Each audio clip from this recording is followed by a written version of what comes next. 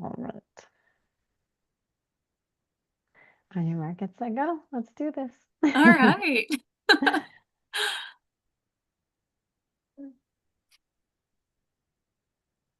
Welcome back to the Authenticity Calling podcast. I'm your host, Rilita Spasova. Oh, got a little feedback here. Great to see you all again. And if you're listening, thank you for tuning in.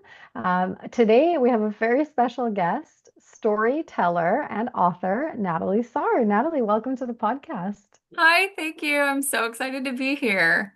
Oh, I'm so happy to have you. And I was so excited reading your profile and just learning a little bit more about you. But I'm wondering if you don't mind sharing with the audience, what do you feel was your authenticity calling journey? You said you started storytelling from a very young age, which is amazing that you knew your gift from a young age. So yeah, I would love to hear more about that. Yeah, I just love storytelling. I think I've always been a reader. Like if I had any time as a kid, I wasn't a kid who wanted to go outside and play. I just wanted to go inside and keep reading my books. Like when we were on family vacations, I would just still be reading books. I wouldn't want to go do anything. So I just love stories. I love the places that they can take you. And I love that you can go to any place you want. Like if you want to do like Mm. go to a fantasy world, if you want to just read a nonfiction, if you want to solve a mystery, like whatever you want to do, you can go do it. Yeah. So I just think storytelling's so special. And I think the authenticity moment for me was it's kind of like playing out into my life right now, but I think like everybody does at some point in their lives had like this just a mini crisis, nothing dramatic, but like what is my purpose? Like what am Yes. I here to do?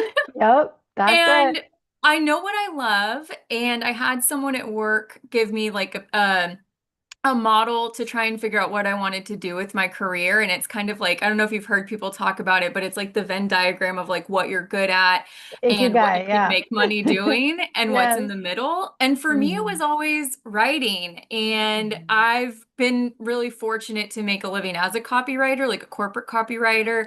And that was the job I had at the time. But in doing that, it kind of made me wonder, like, that can't be a purpose. Like writing can't be a purpose, can it? And then I just had to sit with that for a while and think, can it be a purpose? And what would be the purposes of writing? Like what would make that your purpose?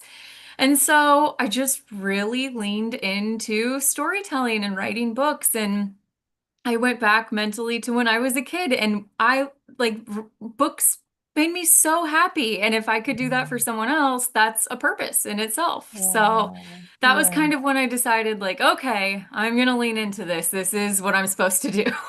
Yes, I love that. That's so amazing. And you're right, that is the path that at some point we all kind of stop. And I do think we do this multiple times in our life. A lot of people say, Yes. well, what do you mean a purpose? I have multiple purposes, right? Like Yeah. I'm a mother, I am a this, I'm a that. For me, I'm in healthcare transformation and I'm Yeah. building up this platform for, like holistic wellness and I'm an activator and I'm a spirit mama for people. And it's like, yes, we have so many things. And what is to me it's almost like there's this creation that's trying to come through you, right? It's like birthing something new Yeah. into the world. I feel like Yeah. that we're all uniquely created to be able to hold that and really usher it into the world. And so I love that you recognize, and to me it starts with passion, right? My Yeah. method of coaching, it's built on these three pillars, which is P3 alchemy, right? The alchemy, the way that we're able to shift and move energy in the world is through our passion, right? Yeah. And once you realize what that passion is, it's like Yeah. that life force energy that drives you. And then you realize, oh, with this life force energy, you start to see, right? The purpose piece. You're like, Yes. okay, what drove me as a little girl and what brought me life? What made me feel like I want more of this thing, which is it's so beautiful that you were just able to figure it out. And do you mind me asking how old you are? Because I feel like you're so young and you Oh, figured thank it you. out. I'm actually 39, so Oh, you are I appreciate that. baby face. Okay, that makes a lot of sense. I was gonna say you look like you're in your 20s and you've already figured it out. That's amazing. Thank you. Um, A lot of skincare goes into it, so I appreciate that it's working. Well, you figured that one out too, so that's great. No, but that's amazing. And but so we're the same age, actually. I'm turning 40 this Oh, I year, love and that. yeah, and I had my own little crisis of like, I need a routine, I need a ritual. So I started using this amazing Korean skincare line, which is behind me. Yeah, Remon, and it's like it was so aligned for me. Again, authenticity calling. It was so aligned because I'm like, okay, I do the coaching in the spiritual space. I hold that space for like the mind and reconstructing what we make of our world, but the body, I'm like, it's missing. And I know it's not meant to be something in working out or, so I'm like, Yeah. what is that piece? And then at the same time, I was kind of like streaming and downloading, like, what is it that I need to create for myself? And it was a ritual. And Yeah. so Rimon translated means ritual. Yeah. So Oh, I rebirth, love that. it means rebirth. And so they talk about the ritual being a rebirth every night and every morning. And so I was like, Yeah. oh, it's so juicy and so aligned. Oh, So that's awesome. skincare is definitely a thing I that love brings that them. too because it's kind of like skincare. I feel like when we think about taking care of ourselves, like you were saying, it's not necessarily the body. I think when people talk about that a lot, it's like the go hard at fitness and things like that. And that's more of like our masculine side. And I feel like the skincare is definitely more of like the feminine energy. So it feels like that's what you were aligning with too. Totally. Oh, I love that. So you're so intuitive. Tell me more. Tell me more. Tell the I audience a little more. I talk about the feminine and the masculine all the time. So I love when someone comes on the podcast and can speak to it from their own lens. So how Oh, did you like have you created, do you feel like you've created that divine union within yourself to really harmonize your masculine and your feminine? And does writing help you to do that? Or what do you feel like writing where definitely helps. So as a writer, like you are grinding really hard all the time. And like I do it again as like my day job, my profession, but I want to be an author. So I also do it in my free time. So I'm doing it all the time. And I've self-published 8 books, 9 by May. wow. And you have to do everything by yourself when you're a Wow. self-published author. And so opportunities like this are so exciting for me. And it's so no, I haven't done a great job at the union, but I'm working on it. But it's just because everything is so like it's so masculine energy. You just have to Hmm. keep working at it and working at it. And like in our jobs and our careers, we want to be successful too, right? So you have That's to right. give a lot to that. I'm very particular about like being I'm a great, I try to be a great friend as much as I can be, but Mhm. I do it very intentionally, right? Like when I'm with friends or family, like my phone is off, I'm not around Mhm. it. Like I'm very intentional with that. Mhm. So, but that still is something I have to schedule. It's still something that needs to go on. So it still isn't Mhm. quite like the relaxed, softer energy. So that is absolutely something that I am working on right now. Yeah, I love that. Well, it's interesting because I'm hosting right now some space for activations to activate, for those that are less strong in their masculine, we Mm, all learn from each other. Everybody brings to the container. And so, those that are stronger in their feminine, it's like you bring those skills. Those that are stronger than are in their in our masculine, we bring those skills. And so we kind of come together to fully activate. Week one was all about rebranding, right? And I feel like a mm, lot of us, and the reason I was called, so I graduated from medicine, which, as we all know, it's a very masculine driven sort of, and, for those who are listening, which are like, what are they talking about, masculine, feminine? I like to break it down to the doing being the masculine and the yeah. being the feminine, right? And so I think what I'm hearing and what you've done beautifully is, scheduled intentional time where you can be present. And that Hmm. presence is much more in the feminine, but again, the scheduling is in the masculine. So to me, that is that harmony where Yeah. you're using your masculine to create the structures where you can soften into that feminine. And, the feminine is not necessarily always soft. She can also be fiery, powerful. We're creators. The feminine of creatorship, it is in that feminine energy, right? And so when we think about the feminine, we birth babies, we birth projects, right? It's like we Yeah. birth our purpose into the world. And so both men and women, it doesn't matter your gender, your sexual orientation, we all have masculine and feminine energies, right? Doing and being energies. And Yes. so it's really this beautiful space of managing our energy so that we're not drained or exhausted and or we're not lacking productivity and we're just sitting around waiting for the universe to just serve it to us on a silver platter. Because I feel like that's where we're at, right? If for women who I think in our generation actually, we were very driven for success and achievement and like you had to get the straight A's, you had to go and do the thing, you had to work really Oh hard. yeah, for Right. sure. I have a mentor that's about 10 years older than me. She's always talking about how proud she is of her hard work mentality and like how, competition's a good thing and let's go get it. And as much as that is great to me, that kind of mentality has burnt me out. And if I Yes. stay in that energy, that's hyper masculine, go, go, go all the time, I won't be able to honor the rest that I need to recharge myself so that I can come and bring all of myself and so that I Yeah. can actually open up to my creativity so that I can actually come into a space and get curious instead of feeling pressured to perform. I think Mm-hmm. that's the beauty of the feminine, right? When we soften into that, okay, let me just show up as I am, whether it's with my dirty hair and a ponytail and my sweatsuit on, or, primed and polished and, with my dress and my heels and all the things. It doesn't matter how you look. That's not what we're talking about when we talk about feminine energy.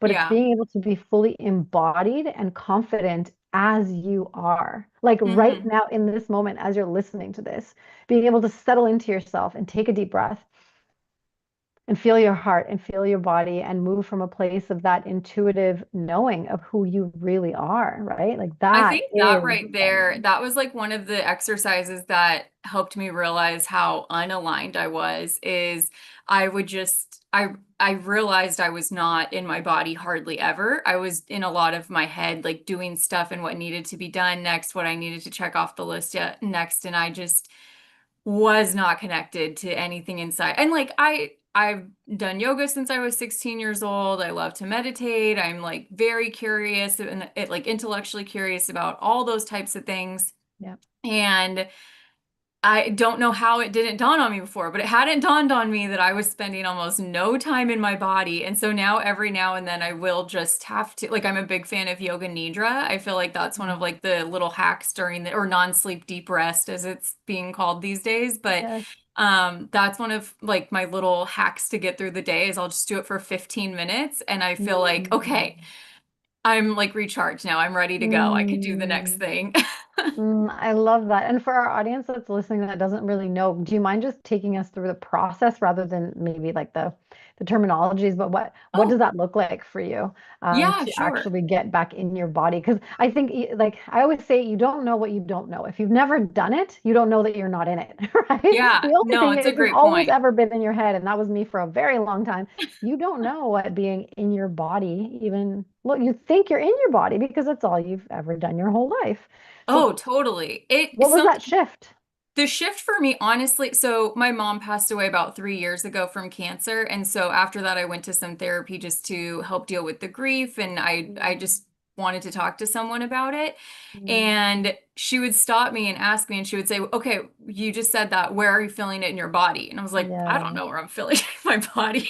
I'm just talking to you right now. But she was yeah, like, no, stop. Where are you feeling it in your body? And so that was mm, the exercise, was to like stop throughout the day and figure, like, when I had like a big emotion about anything, or just like it didn't have to be an emotion. It could be just like frustration, or like, how even sometimes when you're at the gym and you're like going really hard and you're like, this kind of doesn't feel good anymore. hmm, And it's like, okay, where do you feel it? Where doesn't it feel good in your body anymore? yes, And so that's kind of my process. It took a lot of like mental training to do it on a conscious level, and now it's mhm, kind of like a neural pathway, like it just clicks in my head. And I'm like, oh, you're really tense right now, where are you feeling it in your body? yes, And sometimes like I'm so into whatever it is that I'm doing, that I just truly have to just stop, and that's when I'll end up doing like a yoga nidra, which, to go through that, you're not supposed to nap during it, but it's called yogic sleep. Sometimes you do fall asleep, and that's okay because that's what your body needs right then. But it just takes you through the different points of your body, like each of your toes, each of your fingers, different parts of your body. Where does it feel cool on your body right now? Where does it feel mhm, hot on your body right now? Where does it feel light? Where does it feel mhm, heavy? And it kind of keeps you engaged so that you don't really fall asleep, but you're also not your brain doesn't really have time to wander because you're kind of like cluing into each of these little prompts that whoever is doing it gives you. Yeah. And so just like probably like 15, 20 minutes of that in an afternoon, and I'll be ready to go for the rest of the day. That's amazing. It's so funny that that this is the thing that brings you back. So I'm a life alchemist. I put like air quotes because it's just the term that came through. But I always think our life and our journey provides so much juicy information and hints, to where we're Oh meant to yeah. be going. And so when you said Yoga Nidra, I did this translation from English to Bulgarian in 2020 when I was forced to slow down, and I had my sort of like okay, come back to myself moment where, it was that real moment of looking at myself in the mirror and realizing, oh my gosh, where did the last 6 years go? I don't Yeah. even think I've looked at myself properly in 6 years. So it's interesting because I was really forced to slow down. And someone who, I was diagnosed with adult ADHD about a year after that. I went through all of university, all of medical school. I tried to get diagnosed. 4 different doctors said, no, you don't have it. Keep going. Like Wow. keep pushing hard. And it was that sort of moment of slowing down and saying, no, something's not quite right. And I'm still not medicated. And it was through these processes of slowing down and getting into my body. And then a lot of the somatic work, I've gotten certified in multiple different ways, but one of them was the somatic work was really powerful in actually calming down the nervous system Yeah. and really getting back into my body. And so I do believe that, that translating that yoga nidra, even in Bulgarian, which is my mother tongue, which, I moved to Canada when I was 3. So it's been a long time and I definitely don't know yogic terms. So it was a fun process translating it. But it was really the part of that was a really powerful embodiment, right? To Yeah. actually translate it and yeah, to own it. And then is when I learned after that the somatic work and the emotional mastery and all of those things. So thank you for giving me that little hint and that reminder Yeah. that it What actually was all that started. translation? What translation came through to you for it? Yeah, it was one of my friends. She actually has a yoga practice, and she was translating the Baha'i version of the Yoga Nidra, and so it was that translation. Yeah, it was so beautiful. Wow. Yeah, Oh, I so love that. yeah, so thank you for bringing that full circle because I feel like yeah, we all have a little piece of each other's journey. Oh yeah, for sure. Yeah. Oh, that's amazing. So tell us a little bit, Natalie, about your most recent book or what you're currently writing. What would you like to share with the audience? I'm really curious. And what's really been your, I guess, your love for authorship came from your love for reading, right? As you described. Yeah. I guess I'd want to start with what was the first book you wrote? Yeah, so the first book I wrote it's called Stalker. I wrote it in 2012, and it was like a real journey to figure out all of that on my own, and there wasn't as much support for self-publishing back then as there is now. The Hmm. thing I always tell people about that book is like obviously I was a much younger person, a much younger writer, and I continue to let it persist on Amazon because I think it's important for it to continue to exist. I Yeah. made it and it deserves to live. The thing about it though is that I did it with $0. And so I both Wow. use that as like a caution, but also a support for people in that you can write something with $0 and, just Microsoft Word and you read it as many times as you can and you try your best. You use Photoshop or now you can use Canva or whatever it is to make a cover and you just kind of stumble your way through it. But I think budget is a big reason why people don't try stuff or I think really failure, right, is the reason that we don't try anything and then we find excuses along the way. So I just like to remind people that you can do it for $0. And what I've done is I made a website called theindieauthors.com. And if you're an independent or self-published author, you can go there and like it's free. I just did it to kind of give back to the self-publishing community, but you can go there and like fill in a Google form and I'll put up an article about it. And then that way you can use it for PR or like I have a background in SEO and obviously I've been writing on the internet since, the content mill days, like the beginning of content and SEO on the internet. So I just know how important that is for people, and not everybody might know that. So I just like to use that as a tool for them.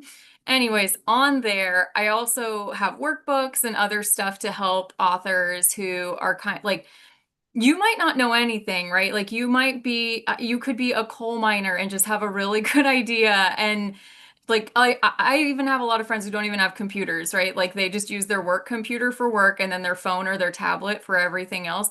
You don't need a lot to write a book. You can get yourself a wireless keyboard and use it with your tablet and you can write a book. And so I like to put tools out there for people who might be in that position or who have a story, but they just it's just so easy to find excuses for why we shouldn't do the thing that we really feel like we should do, even if it's just writing one book or one short story or whatever it is.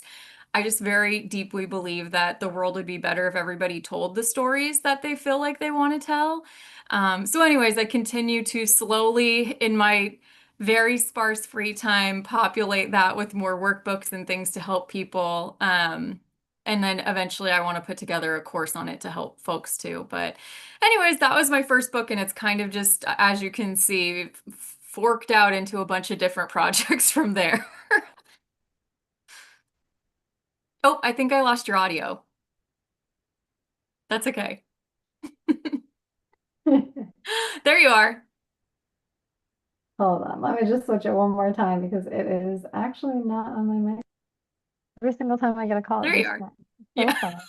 fun. But no, thank you for sharing that journey. And that is the authenticity calling journey, really. It's like one thing leads to the next, leads to the next. And, we learn on our journey. That's the whole point of life, right? Yeah. We have all these success stories. And unfortunately, now we live in the world of social media where everyone just puts their most polished, like their success once it's already there. But we don't hear about, the journey it took to get there. And we don't, Oh, yeah. we're kind of, deaf and blind to really the putting your head down and doing the thing and not succeeding the first time around and learning and learning and learning and growing and twisting and turning and how long it takes. And so yeah, it is a really beautiful journey, and I really want to honor you for doing it yourself. I have always known that I'm meant to write something, and it wasn't until one of, my storming stages in 20, I think it was 2022, 2023. But this publisher, Crystal Hill, she actually reached out, or I reached out to her. I think I was looking for,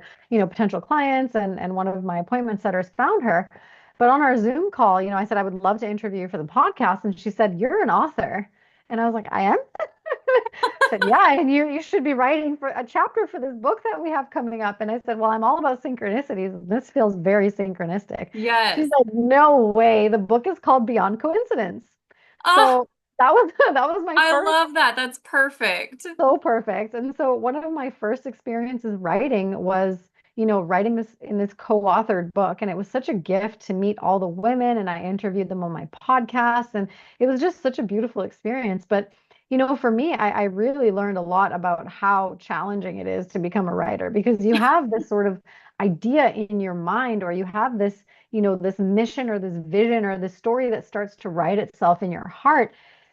And then you sit down to do the thing, and then it's like, okay, there's all these random thoughts. You go all over the place. Then, I mean, we did it in a channeling way. And so the things that got channeled, I was like, I can't possibly write about this. Like it was writing about my marriage. I'm now divorced. It's been, so I'm like, I don't want to write about my ex-husband. I'm like, I'm not trying to go there. And so it Right. was just, the way that it came through, it was so clear that whoever is going to read this actually needs that message. They actually need that part of my story to be told so that they can see themselves in it, and then, see themselves coming out of it. And that's such a beautiful part of authorship, that it's almost like that. I always say the divine union partner of authenticity is vulnerability, right? And if you can't be vulnerable, then you can't be very authentic. Yeah. I totally agree with that. Yeah, so the my first nonfiction book, the one that is probably most aligned with your audience, is called Becoming 1% Better: 100 Simple Ways to Change Your Life 1% at a Time.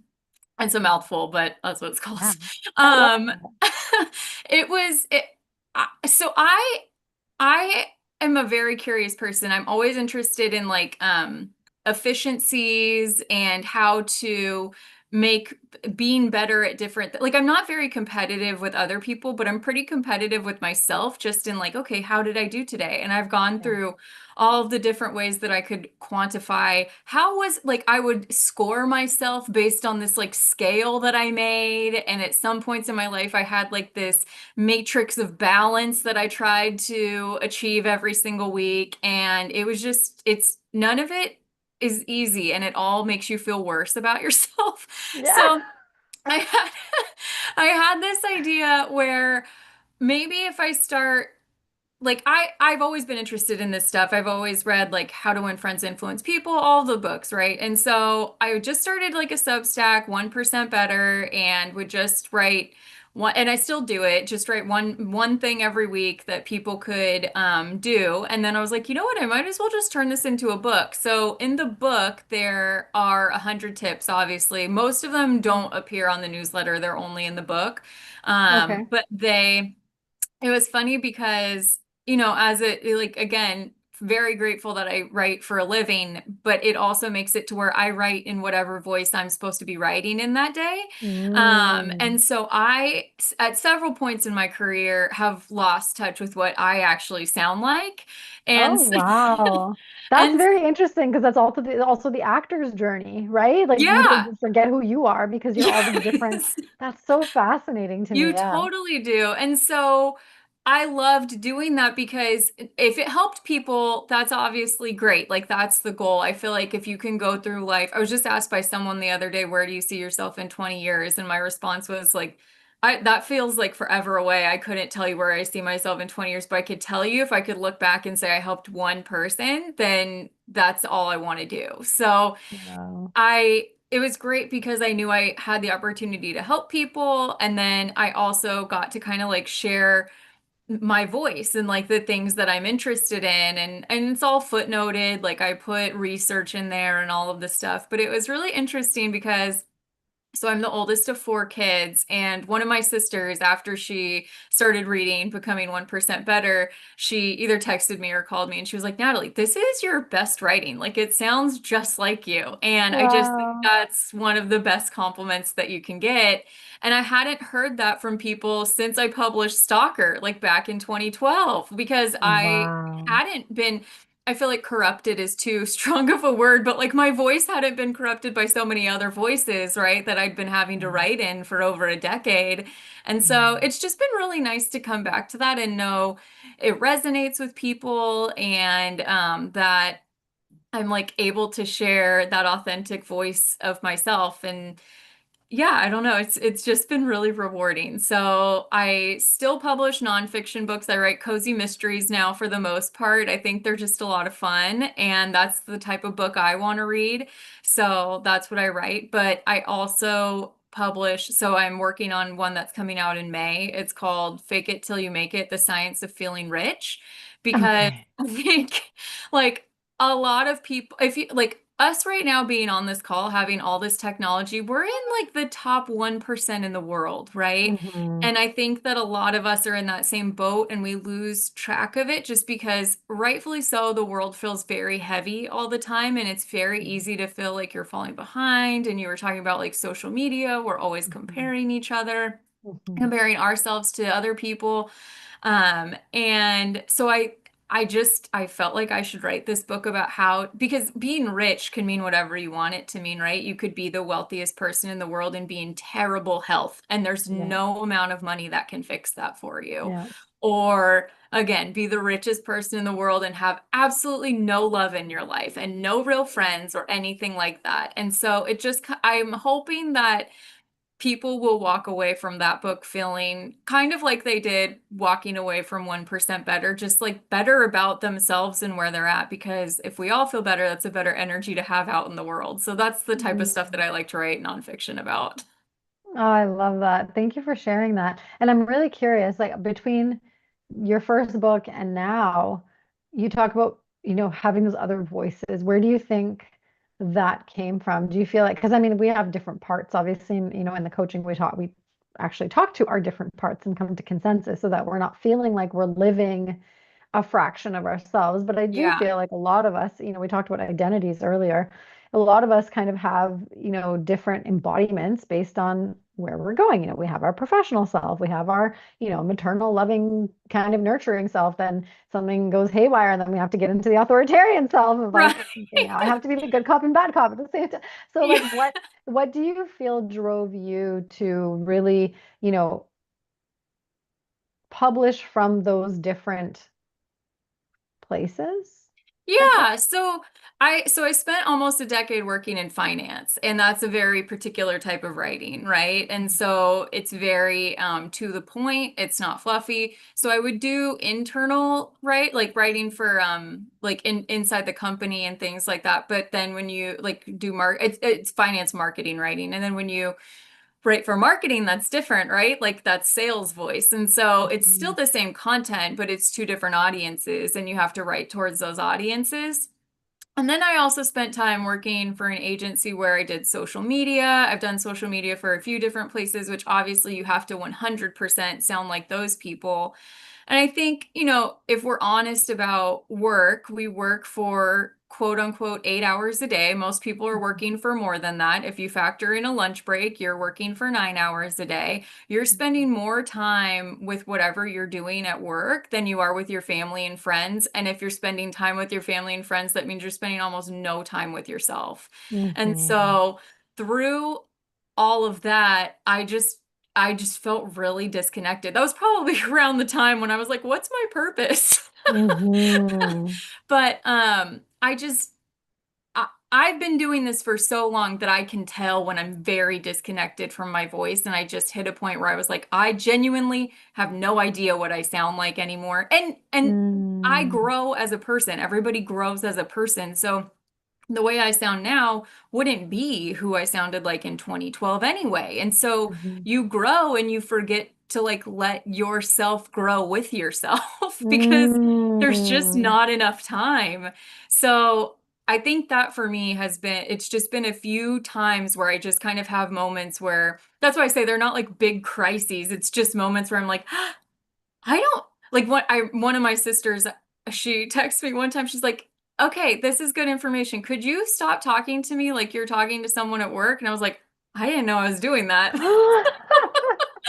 I love it when someone catches us in the moment and we're like, oh, right. Okay, let me switch out of that mode. Yeah, exact. Because like in real life, I'm like a pretty silly person. Like I like to have fun. I think like laughter is very important. I think Mhm. play is very important, and it's very easy to lose those if you're not intentional about keeping them alive.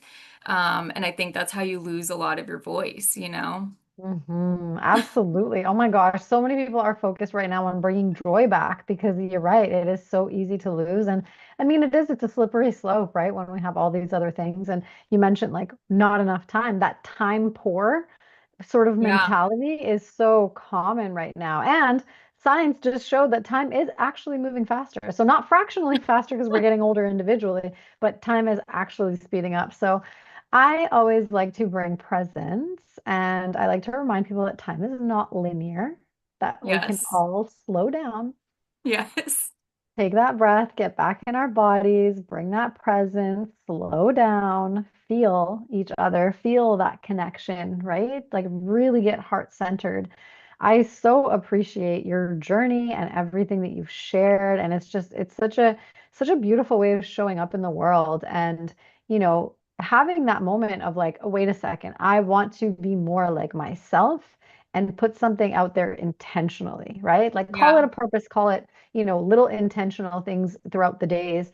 I mean, I don't think we have to necessarily define one specific purpose, but being intentional with our time and our energy, I think is so important because if we're not doing something that's our own passion that comes from within, that inspired, I boil it down to inspired, surrendered, aligned action, right? To Yes. not be holding on and gripping to the outcome. Although when you're writing a book, you kind of Yeah. have to have goals and set certain deadlines and, reviews and editing and, oh my Yes. God, how many versions I went through for one chapter, let alone an entire book. So yeah, I mean, I'm inspired by you to continue writing for sure. Oh, But yeah, good. just really grateful for you sharing your journey and being in it, right? Just being a real human being, you Yeah. know, on your journey, in your journey, and sharing your gifts with the world is such a beautiful thing. And I'm excited to read the book that you're writing, Oh, because it thank seems like you. yeah, it ties a lot together. It does. And I'm grateful for you for sharing it too. I think, even just using the language that you use, I think it's important for people to start hearing this language more and using it. I understand it sounds very woo-woo to a lot of people, and so I that's like a part where I'm working on my own authenticity is like I need to use this language. Like I think oddly enough, this is the first time I've ever talked about divine feminine and masculine with anybody out loud, and like here I am doing it on a podcast. I love that. I love that because I'll tell you something vulnerable. So I'm currently rebranding, right? And a lot of the rebrand is happening because I've been called, can you hear me? Yeah, I can hear you. Okay. You know, last time you said I can't hear you anymore. That's So okay. I yeah, gotcha. I've been called to this rebrand, and really the shift that's been told to me or that's been reflected from some of my mentors is like you need to slow down with the woo because you're a doctor. I mean, I graduated with my MD. I didn't go and do licensed medical practice, but because Oh, now I've lost you. It cut out.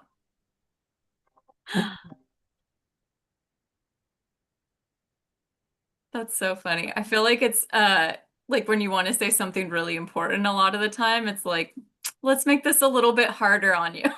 that is exactly what's happening. It's so funny that you caught that too. Um, Oh, it did it again.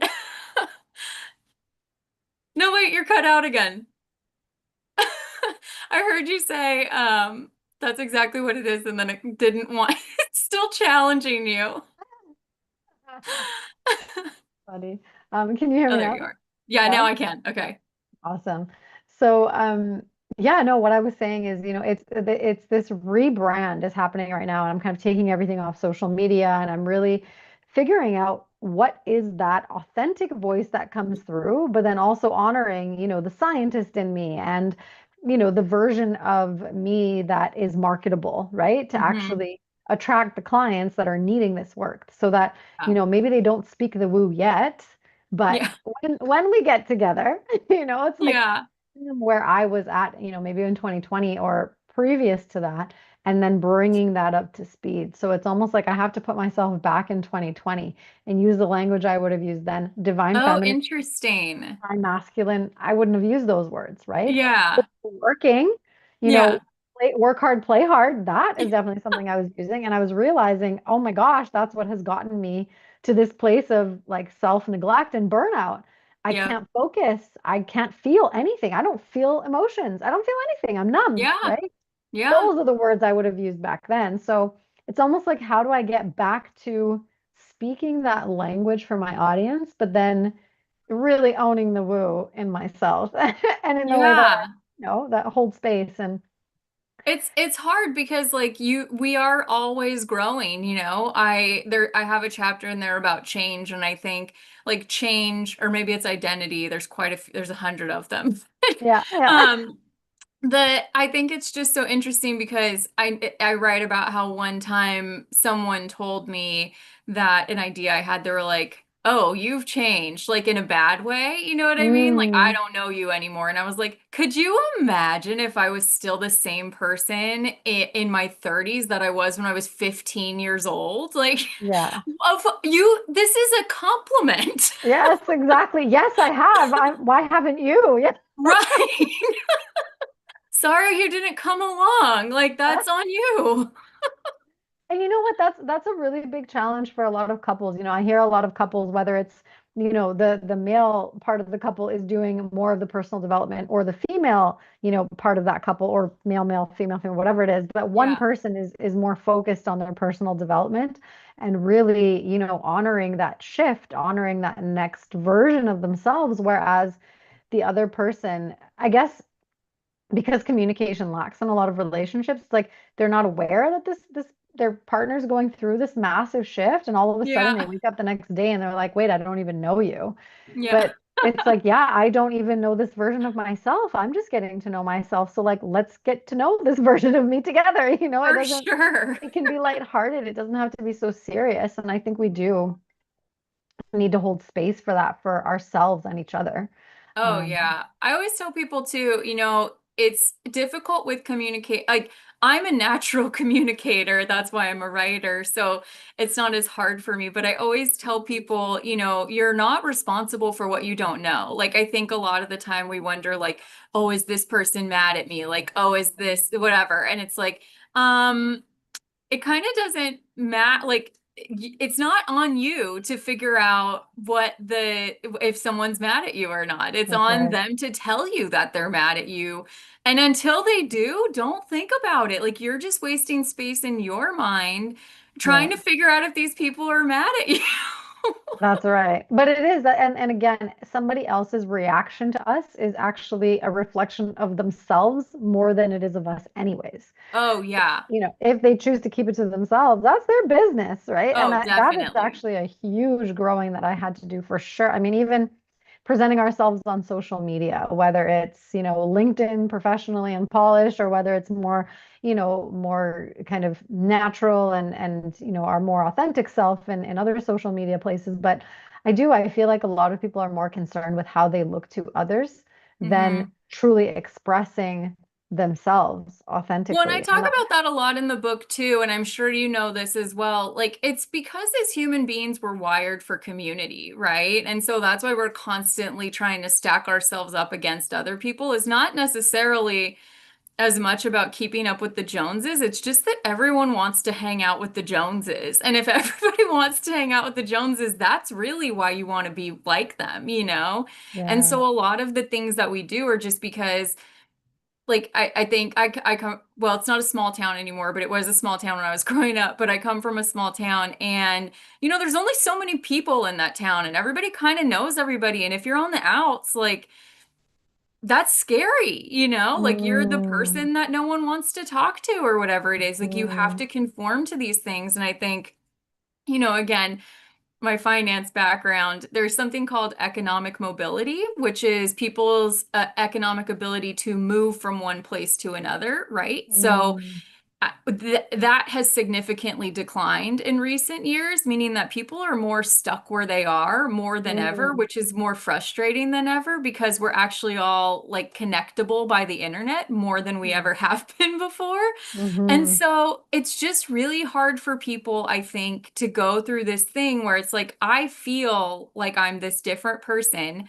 I literally can't leave where I'm from because I can't afford to leave where I'm from. How do I reconcile that? And like, how do I be authentic even though I no longer fit into this community? Because at the end of the day, community, like, on a primitive level, right? Communities keep us safe. Like when we were mm, just like cave people, somewhat, that's why, they say some people's brains are wired to stay up at night and some people's brains are wired to be awake in the morning, is because some mm, people had to keep awake at night to watch and make sure everybody was mm. okay. And some people are in the morning because they got to go out and hunt or whatever it was.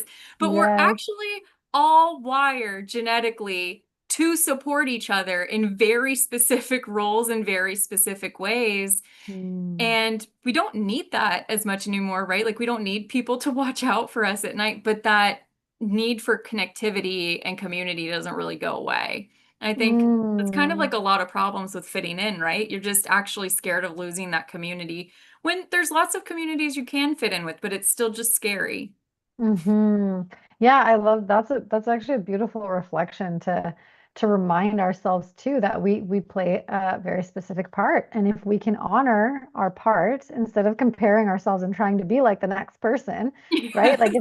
if I am built for staying up at night and my business partner, my mentor is a day person, why am I Yes. trying to be like my mentor, like totally neglecting and rejecting myself to be more like Yes. this other person? True community actually requires me to own my part in my Yeah. authenticity to show up for my community. So I love that you shared that, and it's such an important part, even in this conversation. I mean, you owning your part and also speaking, a common language that we can get to that same page is beautiful because it was inspired in you, right? And then, Yeah. everything that we co-create. That's why I love this podcast because it's not about it's not about pre-planning what we're going to talk about and what the audience needs and this, that, and that. It's really just an authentic conversation and let's see where we get with it. I love And that. that Yeah. is meant to serve, right? So yeah, I'm so grateful that you're here. Is there something that we haven't touched on that you'd like to share? Something that we haven't touched on. I think we talked about purpose a little bit. I think it's something that maybe is worth diving into more because I think it's something people struggle with a lot, Hmm. and it's so nuanced. And like I remember when I was a kid, I read The Purpose-Driven Life. We read it in our Bible study group, and I walked away from that book feeling way worse than when I'd started it. And I just Wow. felt like I do not align with any of the things in this book. Like the way that this person is encouraging me to move through the world is not how I see purpose at all. And I think that's Mm, why I struggled with it for a long time. And I remember having a conversation with my mom where she I asked her like, what do you think your purpose is? Because she got to a point where she couldn't work anymore when she was sick. And I was like, well, what do you think your purpose is? Like, what would make you happy? Do you want to go volunteer? Like, what do you can do things a couple hours a day. What do you want to do? She's like, my purpose is being a mom. And at the time, I was like, that can't be your purpose. It has to be something else. It has to be like something shared with other people. And then through writing this book and like really digging in and doing the research, I was like, you know what? For a lot of people, could you imagine if you're a kid growing up and your parents made it their purpose to be like, that is their purpose? Like they know yeah. everything about you. They're so supportive of you, all this stuff. And that's totally how my mom was, And like, Oh, it really was her purpose. And I think, going back to again, like we think purpose has to be this huge thing and it stresses us out. And like, what is my purpose? Sometimes your purpose can just be being a really good friend. Like, your purpose could be the person in the friend group who makes sure we all get together. Your yeah. purpose could be, I don't know, anything at all that it could be. But I always really encourage people to not th like purpose is important, so not think of it as such a big thing as like a is the wrong language for it, but don't put so much pressure on yourself for it to like you don't have to change the world. Not everybody has to change the world. If you could Right. just do what you're already good at and what you already like doing, that can totally be your purpose. And it doesn't have to be tied to your job. It doesn't have to be tied to what you want for a career. Like, we all have to make Mm. money. There's a meme I think is really funny where it's like, oh God, how embarrassing. People know I have to go to work to make money. Right. But it's like, it's true because I think people are like, unless I just like don't have a job and I'm just living fully in my purpose, then I'm not actually doing it. And that's not true. And I think Hmm. especially for any sort of writer at all, especially self-published writers, I'm always like, you know what? If I sell 2 books a month, that's a really good month for me. And when I Yeah. wrote Stalker, if I sold 1 book every 2 years, that was a really good year for me. And the more books you write, the more books you sell and things like that. But it's not about that, right? Like that's what I Yeah. finally accepted is that it's about the writing of it and like the joy in creating this thing and putting it out there. And that's the purpose. And I think we Hmm. commoditize so much of what we really want in this, like what we want to do. It's like artists have to make money from their art, or if you're a musician, you have to find a way to make money from your music. We've like lost the ability to create just for the sake of creating. Creating, yeah. So yeah, I don't know. I guess that would be the last thing I want to share is just making sure that people know like your purpose can be exactly who you are right now and you're living perfectly in it and you don't have to do anything else at all. Like that can totally be your Mm. purpose. I love that. Oh, that's such a beautiful message to end with. And I feel like it's so important to just, come back into our bodies and come back into our hearts and come from that Yes. place of really grounded knowing who we are. And it's a journey, right? But it does Yes. take that one little self-honoring at a time. And that's what I think, I mean, I've been through that deep, dark depression, psychosis, the whole thing many, many years ago. But what got me out of it was honoring that one little creative part of me that's like, I want to go do something artistic. And it just happened to be there was an art studio right down the Right. street of where I was staying, right? And so it was like that was my comeback to myself moment. And I feel like anybody who's listening, I mean, we tend to get away from ourselves to varying degrees. And I feel like Mhm. all of us can come 1% closer, as you said, right? Like Yeah. doing that one little thing, even if it only takes 5 minutes, even if it only takes 30 seconds, just to Yeah. come back home to yourself.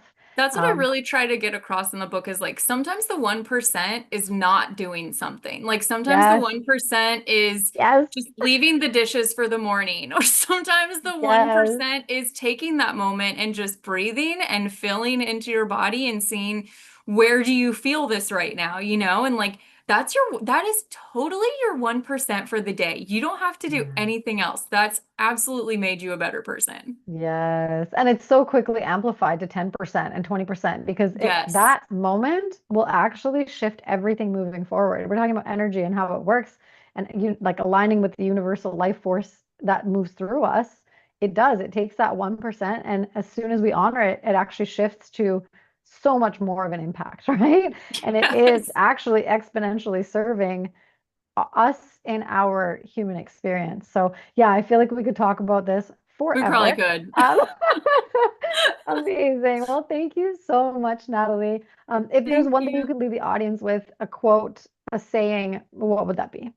Or maybe a calling forward. I mean, you did talk about the 1%, but Yeah, I guess just know that you're exactly where you are right now. Like you're exactly where you're supposed to be. You don't mm, have to do anything different. Just where you are right now, wherever you're listening to this, for whatever reason you were led here, this is exactly where you're supposed to be, and you don't need to force anything or do anything differently. Just we are all like very cosmically aligned, whether we choose to believe it or not. It doesn't change that it's true. yes, I love that. Oh, that's so beautiful. Well, thank you so much, Natalie. Thank you for Thank coming on you, the Alyssa. podcast. Yeah, I would love to have you on in the future again. Oh yeah, I had a Um, great time. I had an amazing time. It's so good to be here with you. And yeah, please share all the links to your work so that anyone that's listening and that's curious can come and find you and learn more from you. Feel free to take that YouTube episode, chop it up, use it however. I am so excited for more people to hear your message because it is a powerful one. Thank And I'm just, you. yeah, so grateful for you doing what you do. Thank you. You too. Thanks for just providing this platform and just being so authentic with your voice. I think it's important. Oh, thank you. All right, All right. Natalie.